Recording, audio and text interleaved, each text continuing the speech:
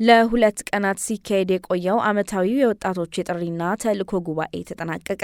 በኢትዮጵያ ካቶሊካዊት ቤተክርስቲያን በእምድብር ሀገረ ስብከት በየዓመቱ የሚዘጋጀው የወጣቶች የጥሪና ተልእኮ ጉባኤ ተጠናቀቀ። ከታህሳስ 4 እስከ 5 2018 ዓ.ም በተደረገው መርሃ ግብርም ከየቁምስናዎች የተለያዩ ዝማሬዎች፣ ስነ ጽሑፎችና ድራማ እንዲሁም የሀገረ ስብከቱ የኩላዊት ዘማሪያን ከምስጋና ባንድ ጋር የተዘጋጁ ዝማሬ መርሃ ግብር የተካሄደ ሲሆን የእምድብር ሀገረ ስብከት ጠቅላይ ጽሕፈት ቤት ጠቅላይ ጸሐፊ የሆኑት ክቡር አባ ሀብተ ስላሴ አንቷን ወጣት ጸሎትና ስርዓተ አምልኮ በሚል መሪ ቃል፣ ወጣትና ምስክርነት በሚል መሪ ቃል ክቡር አባ አበራ ፈረጁ እንዲሁም ወጣትና የእግዚአብሔር ቃል በሚል መሪ ቃል ክቡር አባ ሰይፈ ሚካኤል ፍቅሬ ለወጣቶች ትምህርት ሰጥተዋል። እኛ ግን በጸሎት እንተጋለን በሚል መሪ ቃል ለሁለት ቀናት የተዘጋጀው ይህ ጉባኤ ብፁዕ አቡነ ሉቃስ የእምድብር ሀገረ ስብከት ጳጳስ፣ የእምድብር ሀገረ ስብከት ካህናት፣ ገዳማውያን አባቶችና ደናግል፣ ከአዲስ አበባ ሀገረ ስብከት የተውጣጡ ወጣት ዘማሪያን፣ ከሆሳና ሀገረ ስብከት ወጣት ዘማሪያን እንዲሁም ከወራቤ ዩኒቨርሲቲ የመጡ ወጣቶች የተሳተፉበት